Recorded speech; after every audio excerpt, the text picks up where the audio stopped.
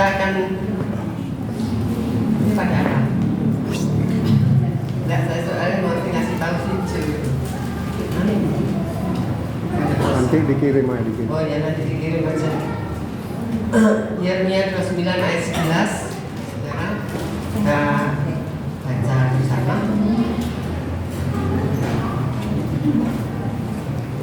Dapat ya? Yuk baca 2, 3. Sebab aku ini mengetahui rancangan-rancangan apa yang ada padaku mengenai kamu.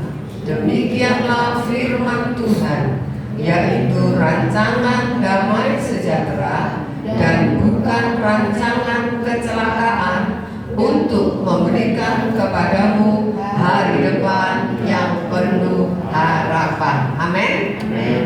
Firman Tuhan katakan, sebab aku ini mengetahui rancangan-rancangan apa yang ada padaku, pada Tuhan, mengenai kamu, mengenai kita. Saudara, Tuhan itu punya rancangan yang baik buat kita. Firman Allah katakan rancangan damai sejahtera, bukan rancangan kecelakaan. Dan dikatakan juga untuk memberikan kepadamu masa depan yang penuh harapan, alias masa depan cerah. Nah, saudara ya, kita akan belajar. Saya kasih judul, jangan membuat jalan sendiri. Sebab Tuhan sudah merancang sesuatu bagi hidup kita masing-masing. Percaya nggak? Amin. Amin. Ya, saudara, kita akan melihat, saudara. Ya, saya memberikan contoh, kita buka Kejadian pasalnya yang ke-15. Nanti dikasih tanda. Ya. Kejadian 15.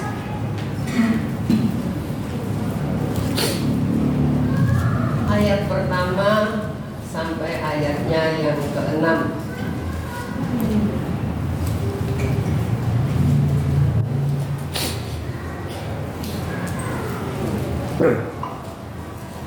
Kita gantian baca ya. Saya ayat 1, saudara ayat 2, dan seterusnya ya. Kejadian pasal yang pertama, pasal 15 ayat 1 sampai 6. Saya akan baca dulu. Ayat 1. Kemudian datanglah firman Tuhan kepada Abram dalam suatu penglihatan. Janganlah takut, Abraham. Akulah perisaimu, upahmu akan sangat besar. Abram menjawab, ya Tuhan Allah, apakah yang akan engkau berikan kepadaku? Karena aku akan meninggal dengan tidak mempunyai anak, dan yang akan mewarisi rumahku ialah Eliezer orang Dansik itu. Lagi kata Abraham, engkau tidak memberikan kepadaku keturunan, sehingga seorang hambaku nanti menjadi ahli warisku. Tetapi datanglah firman Tuhan kepadanya, demikian, orang ini tidak akan menjadi ahli warismu, melainkan anak kandungmu, dialah yang menjadi ahli warismu.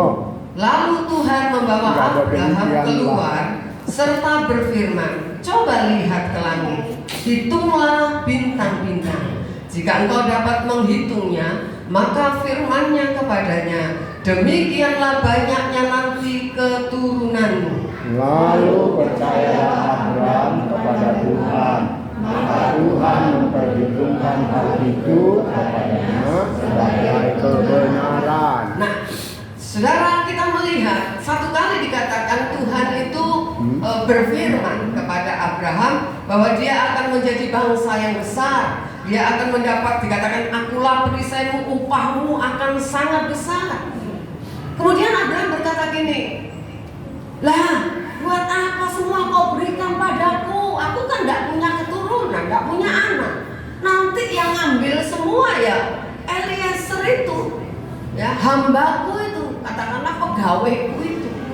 Karena aku nggak punya anak kandung aku nggak punya, dikatakan. Kemudian saudara, karena Abraham berkata demikian, Kemudian Tuhan berkata, nanti akan ada anak kandung bagimu yang akan jadi ahli warismu. Ayo keluar, keluar, lihat bintang, hitung. Ya. Nah, kamu nggak bisa hitung loh. Nah, segitu banyaknya lah nanti keturunanmu. Firman Allah katakan, lalu percayalah Abraham kepada Tuhan, maka Tuhan memperhitungkan hal itu kepadanya sebagai kebenaran. Saat itu usianya 75 tahun. Ketika Tuhan berfirman memberikan janji seorang anak kepada Abraham, saudara. Kita tahu Abraham adalah seorang yang luar biasa. Alkitab katakan Abraham mendapat gelar yang hebat. Dia dikatakan sebagai bapa orang, semua orang percaya. Bapa orang beriman, itu ditulis di dalam suratan Roma. Kemudian di dalam Yakobus dikatakan karena dia taat apa yang Tuhan katakan. Setiap kali Tuhan memerintahkan sesuatu, Abraham taat. Dan Allah katakan maka Abraham mendapat gelar apa? Sahabat Allah. Dua gelar yang luar biasa yang Abraham miliki di dalam kehidupannya. Nah, setelah Abraham mendapat janji langsung dari Tuhan dan dia percaya akan janji itu, ayat yang ke-6 tadi sudah kita lihat, saudara. Maka kita akan sekarang melihat pasal yang ke-16, saudara, ayat yang ketiga. 16 ayat yang ketiga.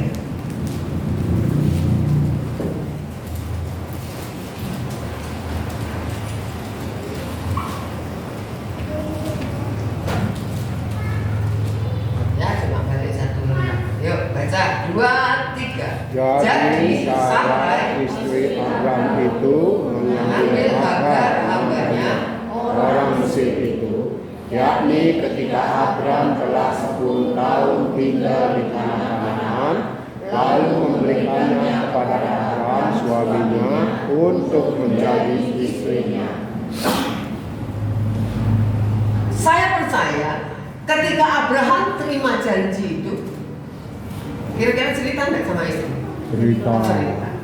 Ya, dia cerita pasti dengan kepada Sarah istrinya atau Sarah istrinya. Nah, ketika setelah Sarah mendengar pasti senang ya.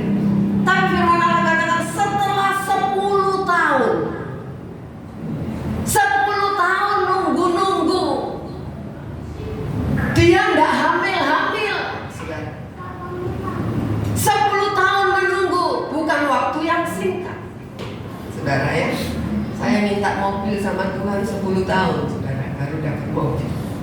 Pertama kali beli mobil 10 tahun berdoanya, saudara. Nah, 10 tahun setelah janji itu mereka belum punya anak. Nah, Sarah nggak sabar nunggu, maka apa yang dia lakukan? Dikatakan, saudara, dia memberikan kepada Abraham suaminya Hagar hambanya orang Mesir itu untuk jadi istri atau bundi. Ya, diambil istri. Saudara, tidak tergenapi 10 tahun, maka Sarah bikin jalan sendiri. Saudara, seringkali juga berapa banyak dari kita yang suka juga membuat jalan sendiri karena nggak sabar nunggu jawaban Tuhan. Kita berkata mungkin gini, nunggu Tuhan mah kelamaan. Udah doa, udah puasa mungkin gitu ya. Kelamaan. Udah, ayolah kita ambil rencana, kita buat rencana. Saudara, ini kita melihat satu contoh, saudara. Dia, Sarah, berpikir, lah 10 tahun udah tunggu, mana janjinya Tuhan, mana? Padahal itu Tuhan sendiri yang langsung ngomong. Ya. Bukan lewat baca apa, saudara, enggak. Tuhan sendiri bicara kepada Abraham. Tapi rupanya itu tidak membuat Sarah betul-betul teguh berpegang kepada janji Tuhan. Nah, saudara, ini kita melihat, saudara, keadaan ini. Coba saudara kita baca selanjutnya. Ayo, saudara, ayat yang pertama dan kedua, naik ke atasnya, ya, naik ke atas.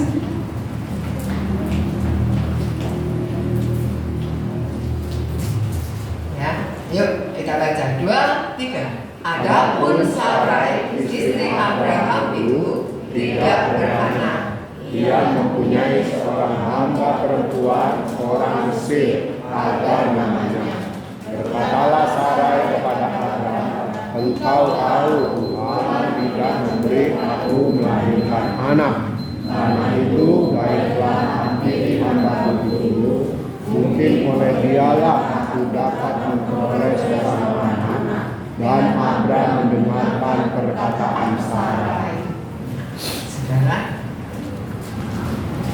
supaya segera dapat anak, udahlah hampiri hambaku, hamba kita Hagar orang Mesir.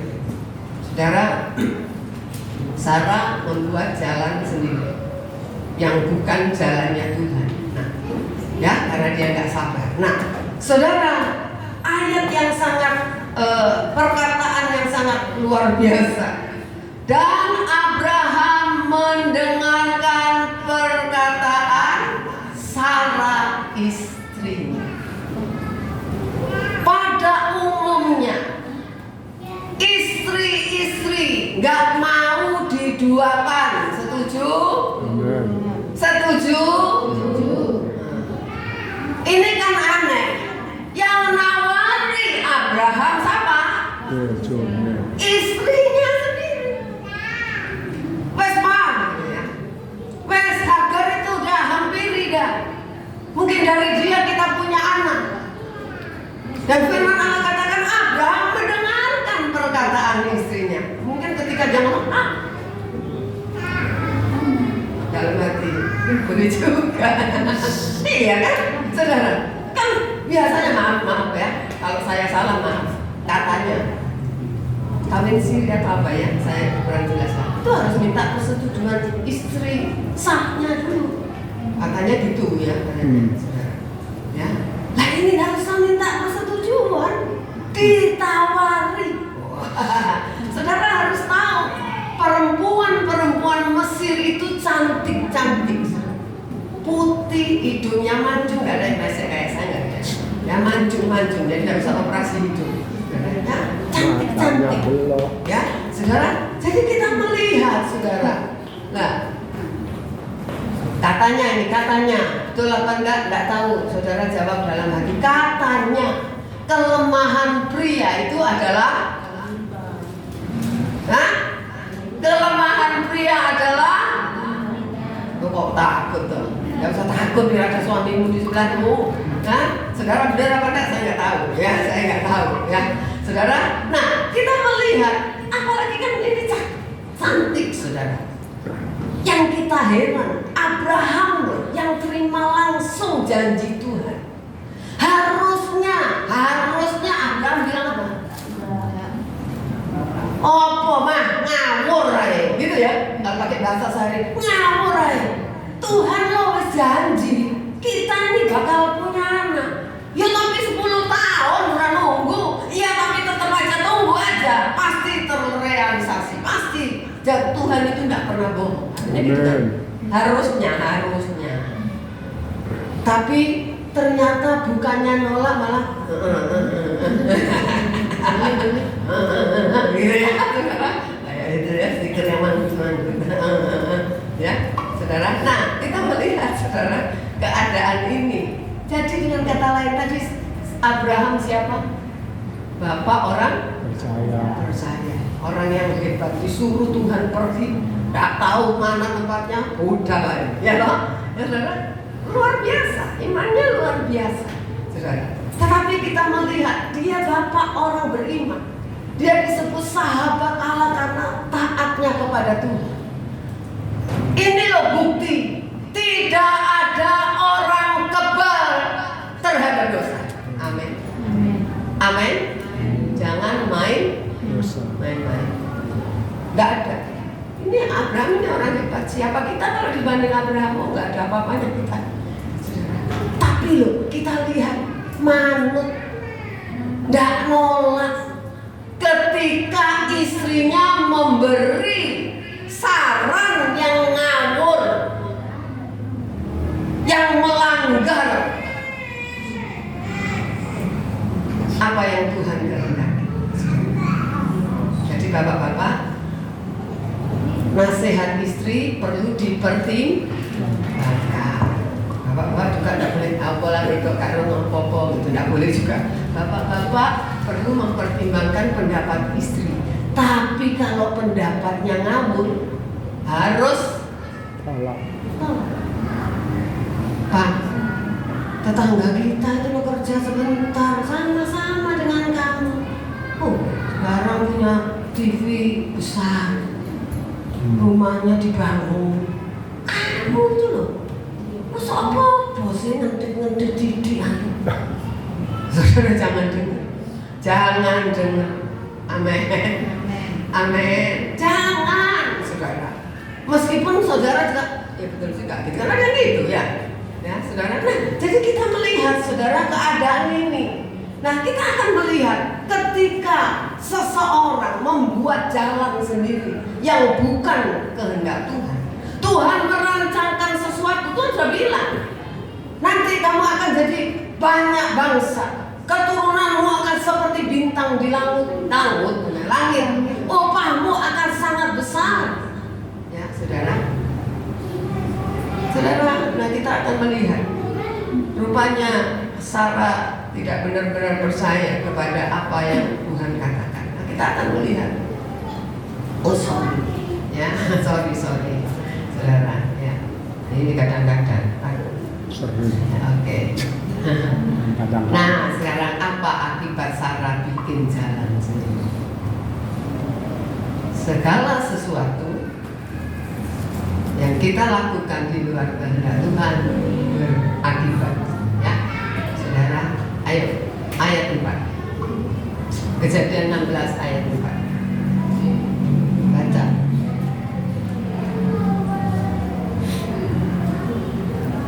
Yuk, 2, 3. Abraham menghampiri Hagar, lalu mengandunglah perempuan itu. Ketika Hagar tahu ia mengandung, maka ia memandang rendah akan menyanyi itu. Diremehkan sama ART-nya, ya, diremehkan sama budaknya sendiri, saudara. Dipandang rendah, kata firman Tuhan, oleh Hagar, saudara. Saya mau tanya, salah siapa? Salah siapa? Sarai. Salahnya Sarah. Ya, salahnya Sarah. Kan dia yang nyuruh, saudara, ya. Dia yang nyuruh. Nah, sekarang kita coba lihat ayat yang kelima. Ayat 5. Saya akan baca, saudara ikuti. Lalu berkatalah Sarai kepada Abraham, penghinaan yang kuderita ini adalah tanggung jawabmu. Akulah yang memberikan hambaku ke pangkuanmu. Tapi baru saja ia tahu bahwa ia mengandung, ia memandang rendah akan aku. Tuhan kiranya yang menjadi hakim antara aku dan engkau. Aneh tapi nyata, ya kan, saudara? Dia berkata apa? Penghinaan yang aku derita ini, ya, tanggung jawabmu. Loh, sopo sing ngongkon? Ya, siapa yang nyuruh gitu loh. Ya, dia yang punya inisiatif kan? Dia yang punya ide untuk Abraham menghampiri, ya, Hagar budaknya. Nah, dia suruh Abraham bertanggung jawab soal kelakuan Hagar kepada dia. Yang hebat lagi dia bilang apa? Tuhan kiranya menjadi hakim antara aku dan engkau. Kira-kira Tuhan benerin yang mana tuh? Dua-duanya salah. Dua-dua salah. Ya, kan? Yang satu ngasih ide salah, yang satu manut, gitu. Jadi dua-dua salah di hadapan Tuhan, sama-sama salah, saudara. Nah, saudara, kita melihat apa yang terjadi, saudara. Ayat yang ke-6, saudara, baca. Saudara, ayo baca, saudara baca. 2, 3. Kata Abraham kepada Sarai, hambamu itu di dalam kekuasaanmu, berbuatlah kepadanya apa yang kau pandai. Lalu Sarai menindas Hagar sehingga ia lari meninggalkan rupanya ngomel terus, ngomong terus. Wanita kan kalian suka gitu ya, saudara. Tapi sini tidak ada, sudah bertobat semuanya. Saudara, katakan hambamu di bawah sudah kupingnya mungkin penuhnya Abraham. Wes arepmu lah mau diapakan itu hamba itu. Terserah kamu dah. Kan gitu ya kalau pakai bahasanya, saudara. Terserah dah mau kamu apain, terserah dah. Firman Tuhan katakan Sarah menindas Hagar. Ada Alkitab terjemahan lain katakan Sarah berkata kasar kepada Hagar. Sampai akhirnya Hagar Pergi. aku dari rumah. Apa yang kuat ditindas ya, nyonya besar saudara ya. Saudara, nah kalau saya tidak akan bahas banyak hal saudara, tetapi kita melihat saudara Sarah melakukan hal yang tidak baik. Ya kan salah, bukan salah Hagar. Itu Hagar itu budak. Tidak bisa nolak, dibunuh pun tidak bisa nolak. Kok dihamili, maaf bicara ya, dibunuh pun tidak ada usahanya zaman itu. Saudara. Kita melihat akhirnya Sarah menindas Hagar. Kita lihat kesalahan itu bisa berkembang,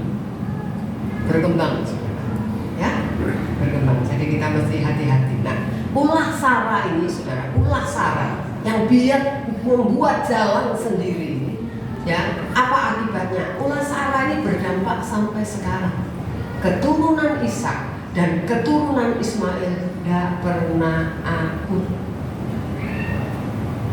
Bangsa Kedar itu keturunannya Ismail. Makanya bangsa Kedar itu dikatakan memang kelakuannya, tingkah lakunya seperti keledai liar. Jadi kalau kita lihat saudara tiri kita kayak keledai liar, jangan heran karena sudah dinubuatkan, saudara ya. Jadi, nah itu. Jadi ada akibat. Kita lihat orang bikin jalan sendiri itu, saudara, berakibat fatal. Ya, kita lihat contoh yang kedua. Bilangan 20 sekarang. Jangan ditutup. Bilangan 20.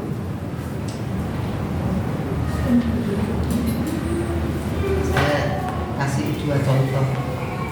Pada kesempatan ini bilangan 20 ayat 2 sampai ayat yang kelima.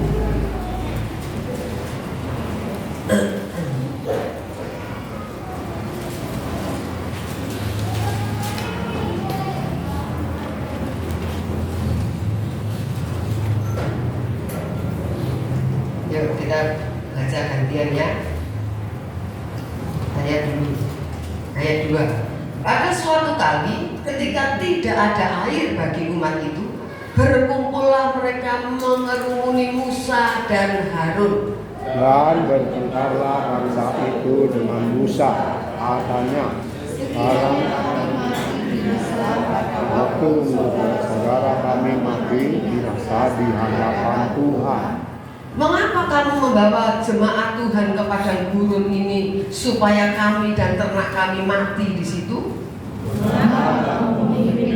Keluar dari Mesir untuk membawa kami ke tempat celaka ini, yang bukan tempat menabur, tanpa pohon ara, anggur dan delima, bahkan air minum pun tidak ada. Nah, sekarang kita lihat bangsa Israel dalam pimpinan Musa ya, dan Harun. Firman Allah katakan satu kali mereka tiba di satu tempat tidak ada air. Mereka bukan cuma ngomel tapi ngamuk sama Musa soal tidak ada air. Mereka bilang apa?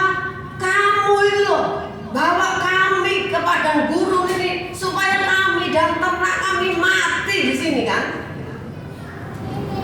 Saudara, padahal mereka tahu nggak ya? Mereka tahu nggak? Siapa yang suruh mereka keluar dari Mesir? Tahu. Halo, tahu nggak? Tahu. Karena ada 10 tulah yang dahsyat yang dijatuhkan ke Mesir untuk mengeluarkan mereka, membebaskan mereka dari perbudakan di Mesir. Tahu, bukan tidak tahu. Tahu.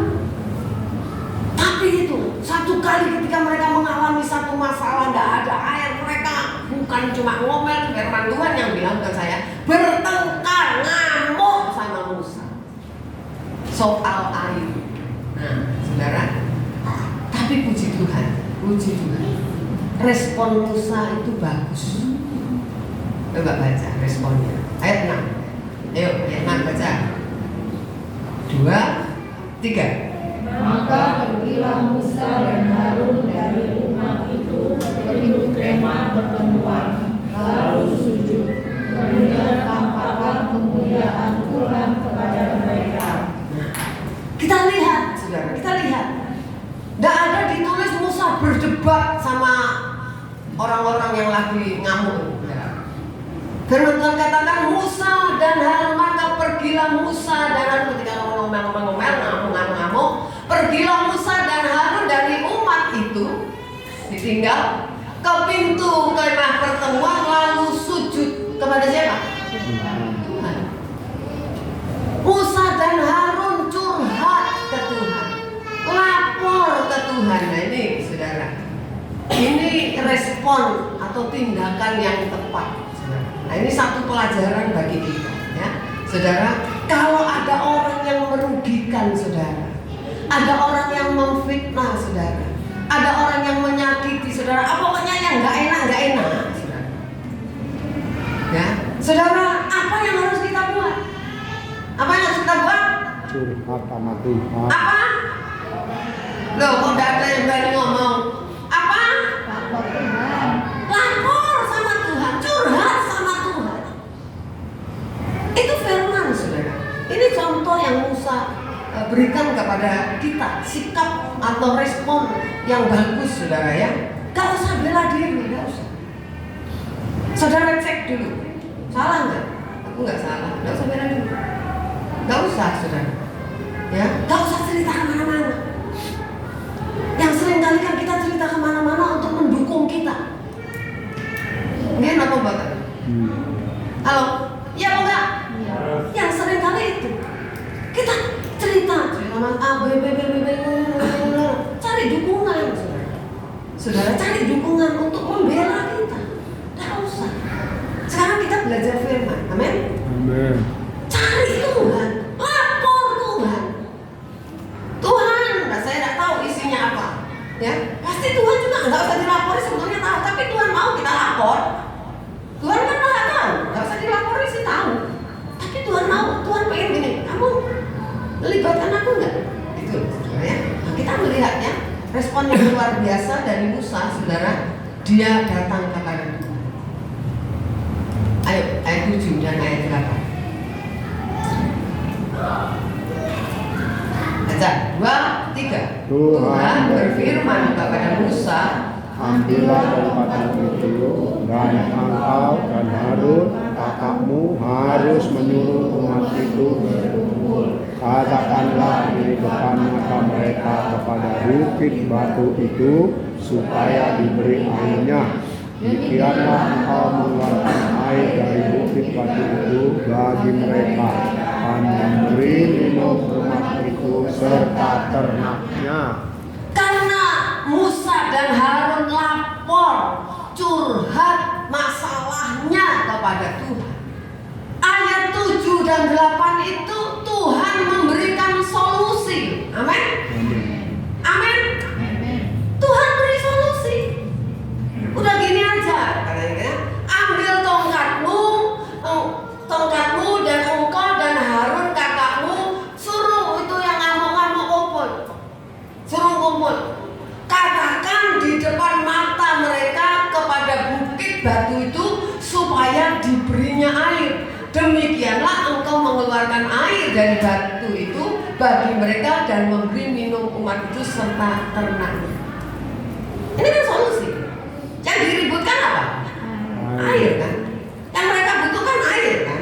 Buat minum, buat ternaknya supaya tidak mati. Karena tubuh kita ini sekian persen besar terdiri dari air, saudara. Jadi butuh, apalagi bayangin di tempat yang panas ya, dehidrasi pasti ya, keringatan kan gitu ya. Nah, saudara, kita melihat Tuhan memberikan solusi karena mereka datang kepada Tuhan. Tapi rupanya udah curhat sama Tuhan, tapi masih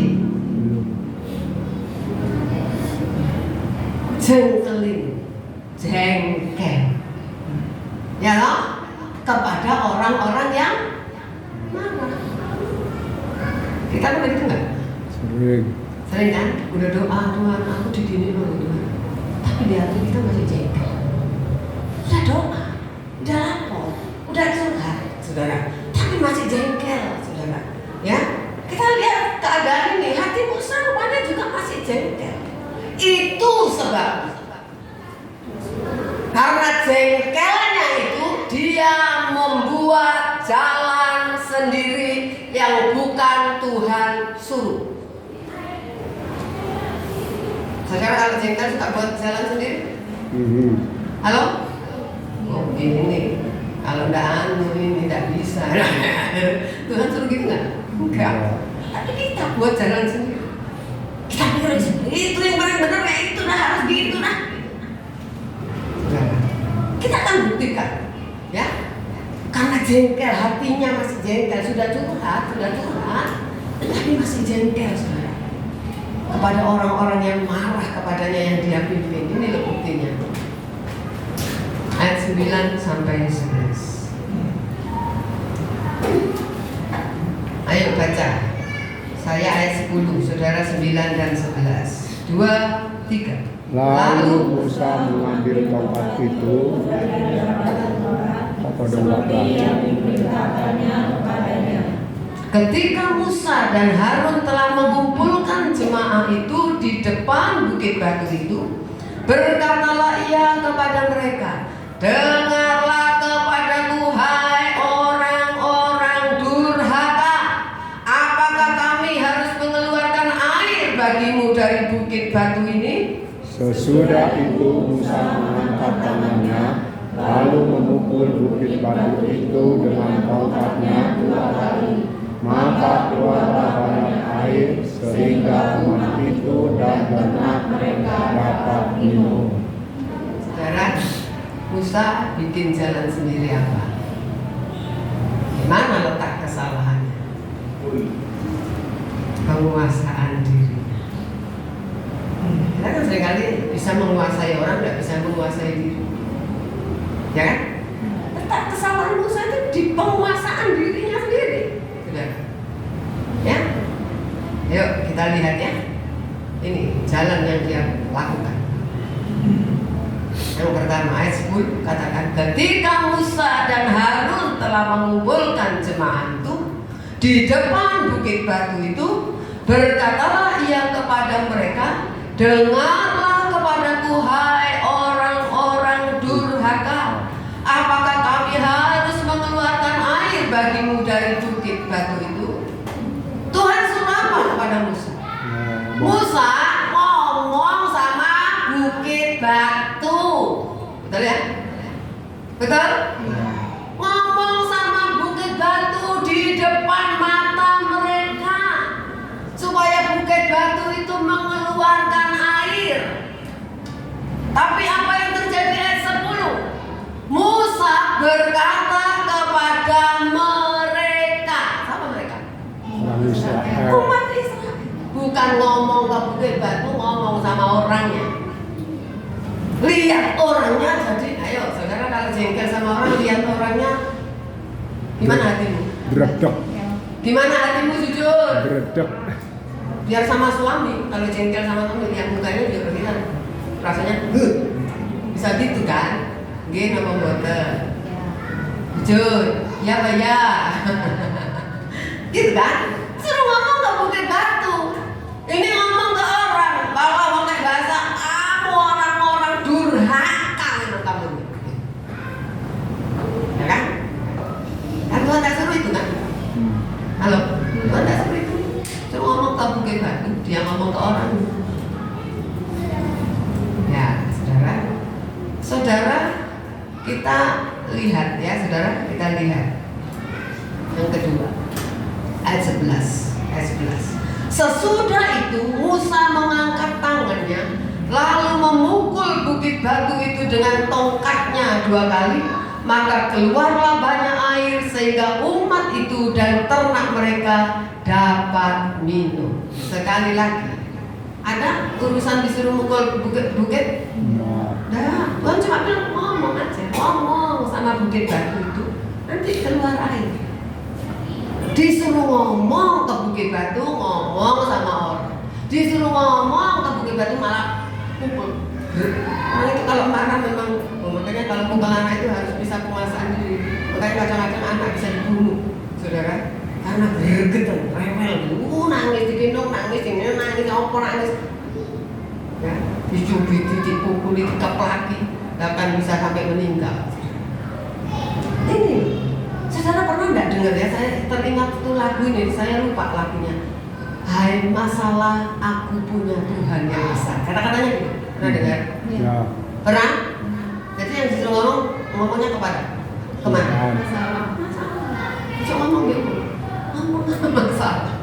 Kalau saudara lagi panas, saya suka memberikan nasihat kepada orang, saudara. Ketika hatimu panas, jangan sekali-kali ambil keputusan apapun. Karena keputusanmu itu menurut hawa nafsu, menurut panasnya hati, menurut kemarahan itu. Kalau saudara marah sama anak karena pulang kemalaman, udah kalau masih panas menengah saya, diam aja dulu. Kalau udah turun tensinya, baru saudara panggil anak, bisa ngomong. Itu jauh lebih bagus dan itu pakai ini lebih bagus. Betul? Halo, benar nggak? Kita jujur, kita semua orang tua, ya. Kita dekat sama anak gue, gitu. Nah gitu, kita dengan anak rewel, anaknya orang bahkan rewel. Bisa, ini loh hati kita bisa greget. Udah aku tak stres gitu Pak. Iya apa enggak? Mungkin apa buatan? Iya saudara. Apalagi kalau anak kita anteng-anteng, meneng-meneng, nggak ada sih kayak gitu. Keluar anak orang jerit-jerit itu, ikut disakiti. Bener kan ya? Bisa ikut gitu, kita ya nggak mukul tapi ikut ketem-ketem katanya orang Jawa ya. Ikut Selamat. Ya saudara. Nah ini kita melihat keadaan ini saudara ya. Kalau kita lihat, menurut kita, ayo jujur, menurut kita kesalahan Musa itu parah apa sepele? Ayo jujur, parah apa sepele? Apa sih Tuhan itu lagi dipikir? Cuma ngomong, cuma masalah ngomong ke bukit, pindah ngomong ke sana, kan gitu ya? Suruh ngomong ke bukit, keplok bukitnya. Cuma itu, bukan soal yang berzina, opo, enggak, saudara. Bujuri bangsa ini enggak, saudara. Saudara kita melihat, tapi saudara kita akan lihatnya, ya, tapi tidak sepele bagi Tuhan.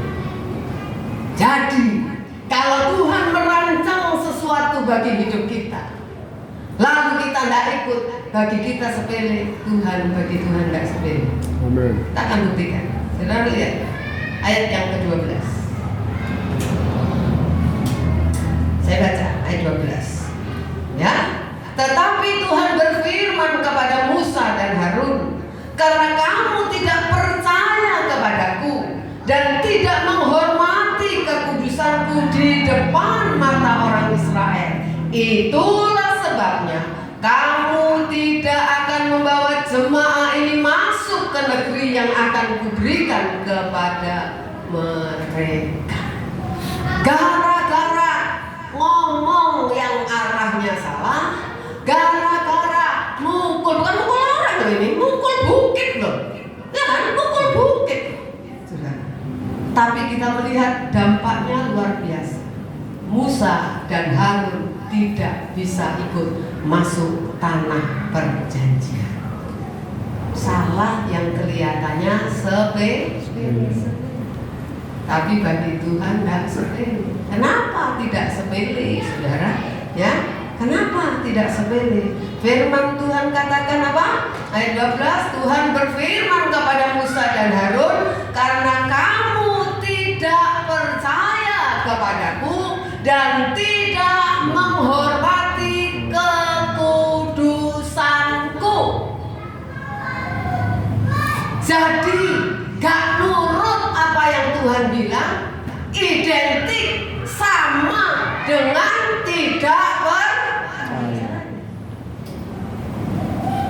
Gak nurut apa yang dengan tidak menghormati kekudusan Tuhan. kekudusan. Ini yang seringkali kita anggap sepele kan? Saudara, kita belajar, saudara. Jadi rupanya ketika kita tidak mengikuti, tidak mentaati apa yang Tuhan perintahkan kepada kita, ternyata itu melukai perasaan Tuhan. Melukai perasaan Tuhan. Coba orang tua aja. Saya kasih contoh orang tua. Saudara memerintahkan sesuatu kepada anak-anak dan nurut, saudara betul-betul ada perasaan. Ya. Apalagi kalau tiap kali dikasih perintah dan nurut, terluka perasaan kita. Kan banyak hal firman Tuhan yang kita dengar, apa yang harus kita lakukan. Tidak usah tunggu, saudara. Tuhan tidak bicara tuh. Misalnya, tidak bicara tuh saya suruh kebaktian. Saudara sudah tahu kalau saudara harus datang kebaktian. Misalnya itu contoh. Kita kan banyak tahu, saudara, banyak tahu. Meskipun saudara tidak hafal itu ayatnya di mana, paling tidak bunyinya saudara sudah tahu. Kita udah tahu, jangan balas kejahatan dengan kejahatan, tahu nggak? Tahu. Nah, kita ketika kita tidak nurut, dan kita ini sama dengan Musa, sama dengan tidak percaya dengan apa yang Tuhan bilang, sama dengan tidak menghormati kekudusan Tuhan, itu sama. Jadi ini kita belajar, saudara, ya. Apa yang Tuhan perintahkan untuk kita turuti, saya tulis gak ya? Oh nanti. Apa yang Tuhan perintahkan untuk kita turuti? Suruh apa kita ini? Saudara disuruh apa sama Tuhan? Apa yang harus kita lakukan? Kita disuruh apa? Lakukan apa? Kan gitu. Seringkali kita tahu disuruh apa, tapi kita tidak lakukan. Kita membenarkan diri kita. Banyak orang Kristen membuat jalan sendiri tanpa merasa bersalah. Buat jalan sendiri tanpa merasa bersalah karena menurut dirinya itu benar.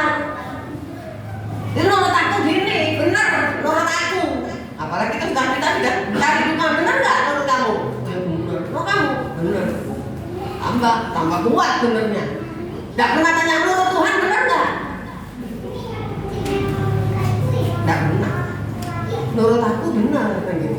Menurut Tuhan benar nggak? Itu loh yang nggak benar. Terus apa? Kita suka banyak orang membenarkan diri dengan berbagai alasan. Wajar dong kalau aku begini, wajar dong gitu. Wajar kalau aku udah nyopo sama mertua aku kayak gitu. Wajar dong kalau aku udah nyopo sama mantuku kayak gitu. Saya mau tanya, Tuhan ajari kita gitu nggak? Benar. Tapi menurut kita benar kan? Halo? Menurut kita benar kan? Apa yang saudara lakukan seringkali saudara merasa benar kan?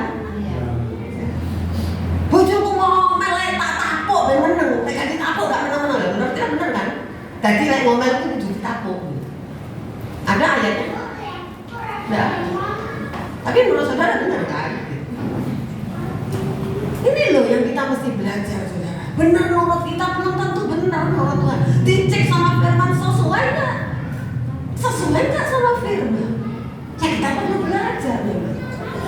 Jangan terus bilang gini sama seperti katakan, ya saya kan masih manusia, penuh kelemahan, penuh kekurangan. Iya memang. Tapi apakah dengan alasan penuh kelemahan kekurangan kita membenarkan diri kita? Oh ya maaf ya harap maklum lah, saya ini memang kelemahannya perempuan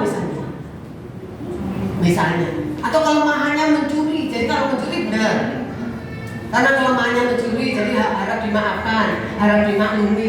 Ada gitu? Nggak ada. Ayo kita belajar, saudara. Memang nggak gampang. Apalagi kalau kita sudah merasa benar, meskipun itu bukan kehendak Tuhan, dengan berbagai alasan kita membenarkan diri kita, lalu kita aman, nyaman. Seringkali kan gini, tuh Tuhan tidak pulang kan? Mana? Semua oke? Saudara, kita hidup di perjanjian baru beda dengan perjanjian lama. Amen. Kalau perjanjian lama itu Tuhan memang mendidik mereka. Sama seperti kita. Saudara, anak-anak ya memang pendidikan sekarang dengan pendidikan dulu aja beda loh sama pendidik anak. Setuju nggak? Iya. Ya. Beda. Dulu anak dibentak orang tua itu udah ada. Jangan bentak, orang sekarang banyak lah di YouTube, di Facebook ya. Jangan bentak anak, kan gitu ya. Nah dulu orang tua itu bentak kan perasaan. Kalau anak tidak nurut, termasuk saya. Iya apa ya? Iya. Dan anak dibentak sekali itu sudah nurut sudah. Nah sekarang dibentak jawab. Bukannya nurut jawab. Nah beda kan? Anak kecil, anak besar, anak terus tambah besar, tambah gede, beda. Cara kita ngajak ngomong beda. Cara kita menasehati, memperlakukan dia beda. Perjanjian lama memang nggak sama perjanjian baru, tapi lebih bahaya perjanjian baru. Kalau perjanjian lama salah, langsung disentik, langsung sadar, salah. Nah sekarang dijatuh, ditlok, diomongin lewat firman, lewat ujian mungkin, lewat orang lain mungkin, banyak hal, lewat peristiwa-peristiwa. Saudara dididik lewat banyak hal. Tuhan biarin, sadar enggak? Kalau enggak, ini naik terus, levelnya naik terus, sampai top. Tuhan bilang, oh memang sudah ya, enggak bisa ini, memang calon kemana saudara? Yuk kita belajar. Kita mesti hati-hati. Jangan berbuat salah kalau kita rasa kita nyaman, it's okay, semua running well, berarti kehendak Tuhan. No, enggak, belum tentu. Amin. Amen. Ya, kita mesti hati-hati. Ya, ayo baca ini. Yuk, Mazmur 37 ayat terakhir. Mazmur 37 ayat yang ke 34. Mazmur 37 ayat 34.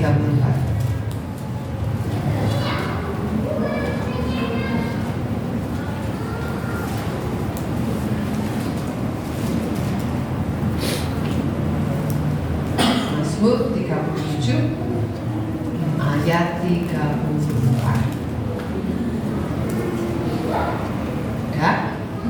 Ayo baca 2, 3. Nantikanlah Tuhan dan tetap ikutilah jalannya, maka Ia akan mengangkat engkau untuk mewarisi negeri, dan engkau akan melihat orang-orang fasik dilenyapkan. Bisa bilang amin.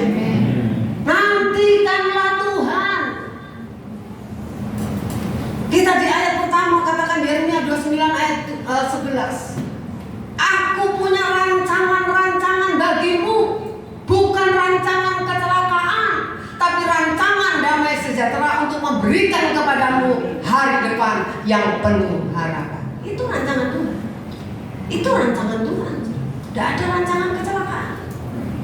Kalau toh kita harus lewat lembah bayang-bayang maut. Saudara lihat kesuksesan dari Yusuf. Yusuf langsung jadi raja. Atau punya kedudukan di Mesir, ya. Harus lewat lembah kekelaman. Tapi kita lihat rancangan Tuhan, apa yang Tuhan pernah sampaikan, mimpi yang Dia sampaikan kepada Yusuf. Jadi kenyataan nggak? Jadi kenyataan. Saudara percaya nggak? Rancangan Tuhan dalam hidupmu itu bisa jadi kenyataan. Nantikan Tuhan. Kemudian apa? Ikuti jalannya, bukan jalanmu, jalannya Tuhan. Lanjutnya apa? Maka Tuhan akan mengangkat engkau mewarisi negeri, dan engkau akan melihat, dikatakan orang fasik dilenyapkan. Kita tidak ikut dilenyapkan, karena kita menantikan Tuhan dan tetap jangan siksa. Halo? Tetap di jalannya. Cukup rono, enggak remeh. Tetap di jalannya. Kiranya kisah dari Sarah dan Musa menjadi pelajaran dan perenungan juga bagi kita. Amin. Saudara, ayo belajar apa yang Tuhan rancangkan supaya terjadi di dalam hidup kita. Amin. Ya, Tuhan tolong kita karena kita tahu memang Tuhan berkata jangan sesat. Apa? Terusannya? Ada yang hafal? Ayo, jangan sesat. Galatia 6:7. Ayo. Yang kami tabur, Tuhan tidak mau dipermainkan. Terusannya. apa yang kami tabur, Apa yang ditabur orang akan dituai. Mereka tuai nggak? Contohnya. Tuai. Kalau saudara mungkin nggak tuai, tunggu tanggal mainnya. Tunggu tanggal mainnya, pasti tuai. Ya, jadi saya bukan dulu, tapi ayo kita belajar, jangan membuat jalan sendiri. Ikuti jalan Tuhan karena rancangan Tuhan yang terbaik buat kita semua. Tuhan memberkati. Yuk, pemain musik maju.